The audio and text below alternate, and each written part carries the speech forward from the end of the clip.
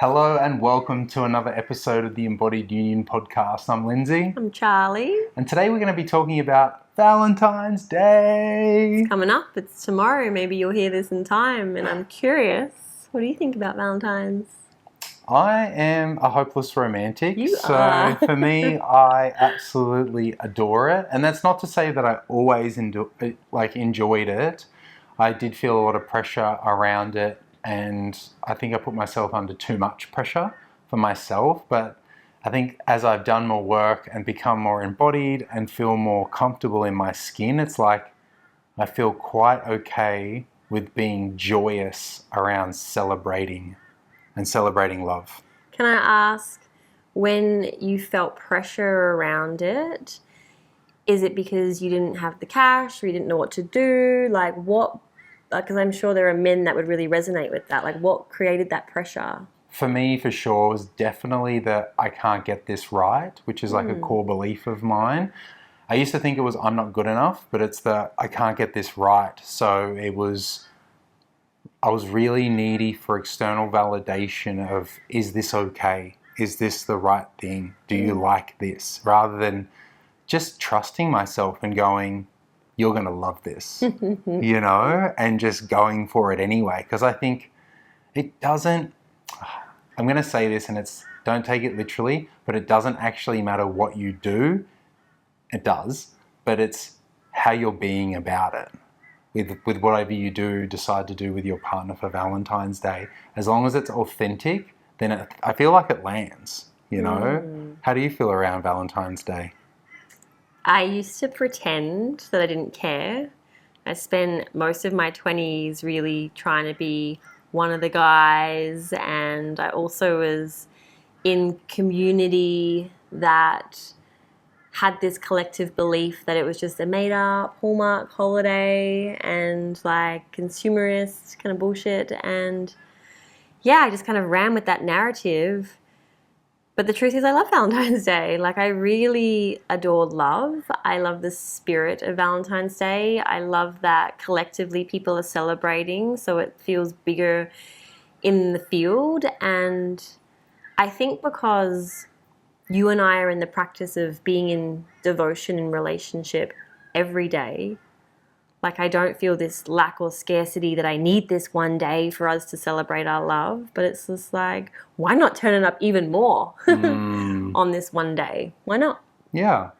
And I think that's really important for couples to know, because this could be a really triggering conversational topic is Valentine's Day. It's like, oh, I'm so not into celebrating like that. Don't tell me what to do and when to celebrate it or how to celebrate it. And I think true, like I'm very much of like having authenticity and having sovereignty, but I think also too it's like, here's an opportunity to celebrate love, so why not do the thing with your partner? And I think for so many of us men, I can safely say is like there is the expectation on us to lead something, and I think rightly so, we should be leading in our relationship. And I think it's just what feels true for you, whether you have lots of money and lots of time or no time, no money. I think there's an option for everyone. So let's go into that a little bit. I'd love for you to give an example of what you would do if you had no cash. If it was me, I would definitely write something. So I love poetry and I love writing. So I would write something super sweet. I would write it out on something super epic, like some piece of paper, or go and buy, a couple of dollars for a nice piece of paper or something like that. It's pretty easy to do. I would also probably go and pick wildflowers and whatever that is, like whatever crazy thing that I can pull together and whack it in a vase, I'd probably do that. Wildflowers are beautiful. Yeah. I feel like you would take me to nature. Yes, nature is free, mostly. Sunset is free, sunrise is free. It is. And, cook something delicious. Breakfast in bed. That's right. like something that makes it just sweet that we don't get to do every day, I know for you you're on diet requirements, so it's like I would... Babe, you can make me a steak. It's perfect. I would make you a steak for sure. Yeah, I think that would be it, you know, something along those lines. I think that's really good that you've named that, because if we're speaking around pressure around Valentine's Day and how there's like almost, I guess, an expectation that the masculine will lead something, and if a man is sitting there feeling like he doesn't have the cash, it's knowing that it's the gesture. It really is the gesture, and there's so many beautiful things that you can do that don't, like the thought of wildflowers, that you pick me wildflowers. Like, that's amazing. You thought of me. You did something. You took the time. You made the effort. Like, that touches me. And I think that's so important to just come back to, because otherwise it can feel like, I know for me in the past, it's, oh, well, I can't take you to France for the weekend, so why bother? Like, I'm so in the comparison to what other people are doing or what I really ultimately want to do but can't do. So I just then put myself into procrastination and then don't do anything at all. And then make some absolute horrendous excuse for why I didn't do anything for Valentine's Day. This was a pattern of yours in the past? Yeah, some version of it. Not always, but it was just like, I can so see myself overthinking it and not knowing, like, not being certain or creating certainty for myself around, I'm okay with doing this, I'm going to do this, and I'm happy with this. And then just like backing myself. Yeah, I really like what you said before, and I feel it again as you say that sentence. It's the energy behind it. Totally. Like, if you're planning something and you're just in the certainty of like, this is a yes, you know, and you bring that to me, then just me even feeling that certainty from you is a gift. Yeah. So I think, you know, finding whatever it is for you, and you might have the time, so you might be able to make something or do something sweet for your partner, make a surprise or do something awesome. And I'm thinking, like, you know, this weekend for me in particular, I have my son with me, so it's like, actually Friday is Valentine's Day and I'm going to be spending it with my son. You are. You know, and we're actually, you know, I've made the plan to do something on Sunday. And I've communicated that. Like, I think that's really important too. If it's like, if the actual day doesn't work and you're listening to this, it's like, make another plan.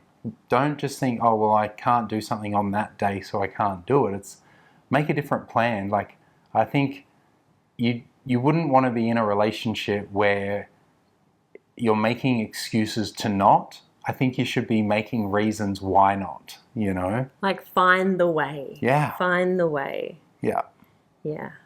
And what about you?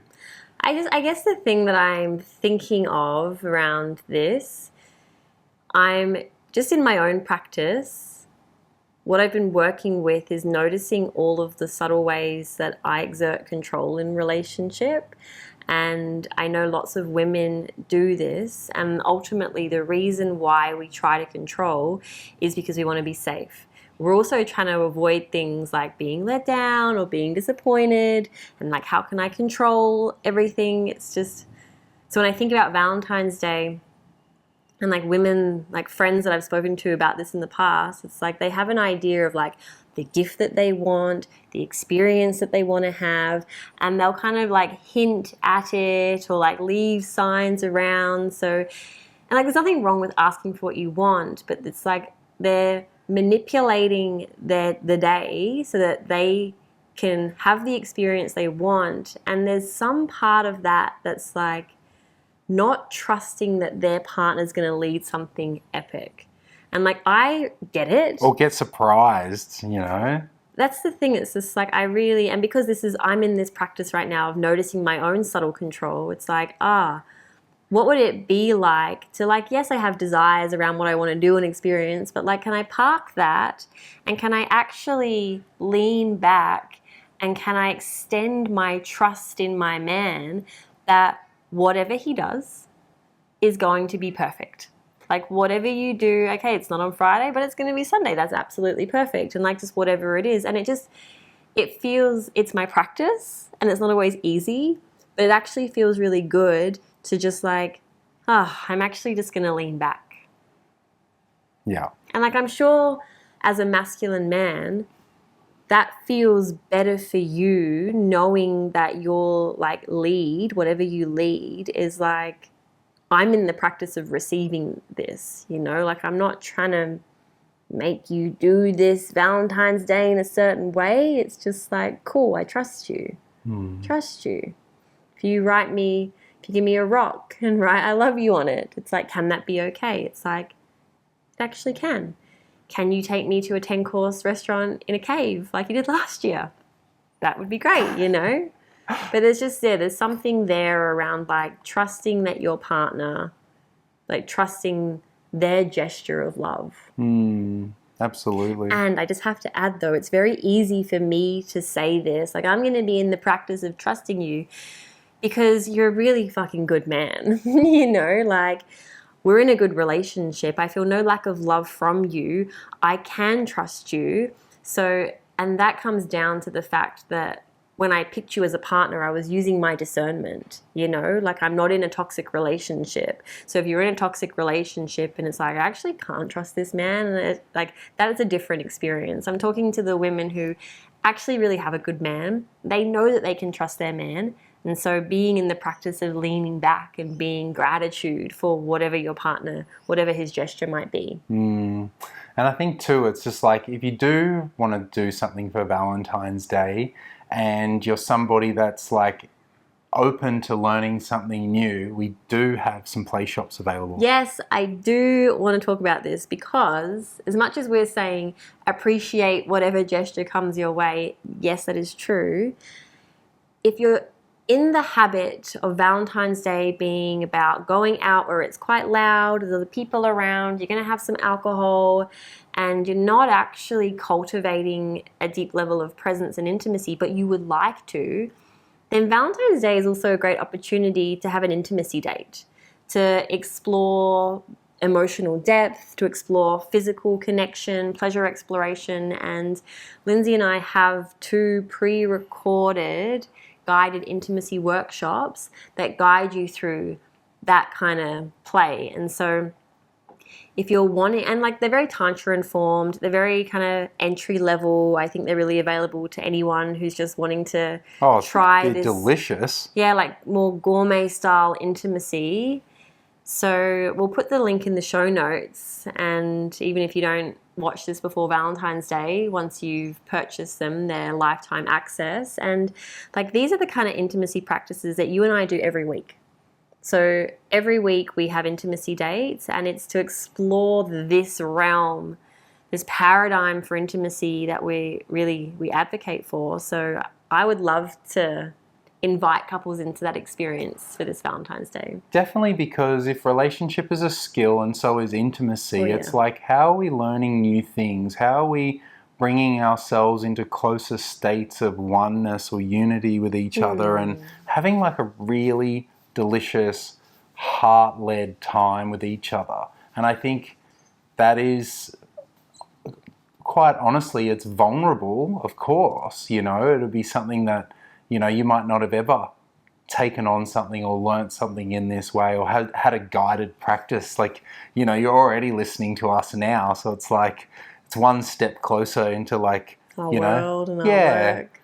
you know, Charlotte and I in your bedroom with you and your beloved. But it's the part of it that gets to be like this really like exciting, fun thing that you can do together. And it's not necessarily about doing something that's, what would you say? It's not spontaneous. What's the word? It's like novelty. It's not novelty-based intimacy, which I think a lot of people probably want to do for Valentine's Day, but it also just puts a lot of expectation and pressure on both of you to do or perform something, you know? It's like Valentine's Day, I feel like, has enough pressure. It's like, why not give the gift or share in the gift together of like dropping in a couple of layers deeper with your partner for Valentine's Day? That said, there's also the part of it that I believe in. Is like, maybe Valentine's Day for you is getting to spend some just quality time with your partner. Maybe you've got kids like myself and want to just have a really beautiful time with your partner. Is like, organize the babysitter, organize the family to mind the kids, so you can actually have quality time with just you and your partner. That might be a novelty thing or a special thing as it is. And inside of that, it could be that we've just started the year, it's already mid-February, and maybe this is a time to sit down and talk about your relationship. Maybe it's a beautiful opportunity to celebrate that and put plans in place for future activities and future plans for your relationship as well. I just had something come to mind that I wanted to add as you were speaking around, like getting the babysitter, getting the kids watched. I know so many families or parents that don't have that opportunity. And so if for whatever reason you have little ones or you've got kids that there is no support, how can you involve them in this? Like, if you're a dad with a daughter, how can you like give her a flower and like cherish her, and like, or have your kids like be in on the conversation of like what we love about each other, and like let them be in the spirit of love with you. Like, I can imagine this little family just like doing something together that's like really cute and like honoring of the family. And like, I think if there is no one to look after your children, it's not a reason to not be in the celebration of love, and you could do it all together. And I think that could be really special. I think it would be. I think, we model love to our children, not by what we say, but by what we do and how we expose our kids to healthy, mature love. Yes. And, I think what a great way to model that is like include them in parts of like, beautiful, beautiful family time together and love together. I think so often it's like, if I think about it, my parents modeled love and there was a lot of stuff behind the closed door. I never saw them hold hands. I never saw them kiss each other or dance with each other. So it's like opportunity to put some, music on and dance and have a good time together, Yes. I love this. Like, I have no memory of my parents showing love. Like, they divorced or broke up when I was 7, but it's like, I think so many of us in this generation, when we think back to what was modeled in love and affection and romance and like cherishing one another, it's pretty bleak.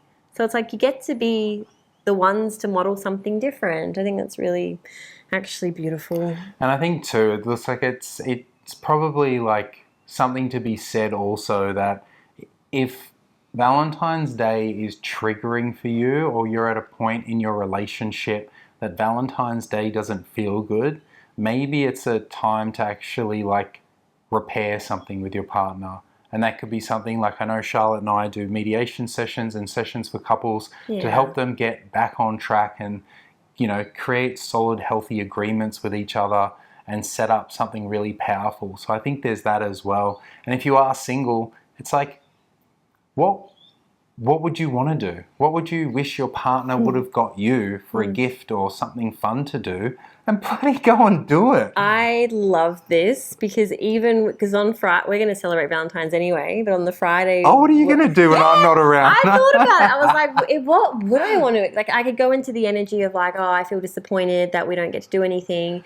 But obviously I have so much understanding of why. But it's like, what do I want to experience? And I started to think about like, if I was going to date myself, it's like, I'm going to have a bath, I'm going to read a book, I might self-pleasure, I might just like go to a yin class. It's like, and it started to become this whole like delicious solo date night that I'm going to give to myself.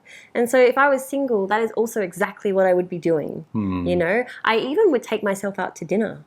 And some people that might feel edgy because it's Valentine's Day and there might be couples and you're like really amplifying you're alone, but like, to be alone, but to choose it. Like, I'm choosing to be in my own energy. Like, that's really powerful. So single or partnered, it's like, do the thing. Do the thing. Celebrate yourself. Celebrate the love that you have for yourself and for your partner. It's just like, it's a really, really beautiful time. I love love. Yeah. I love love. Hopeless romantic right here. You are, and I love that.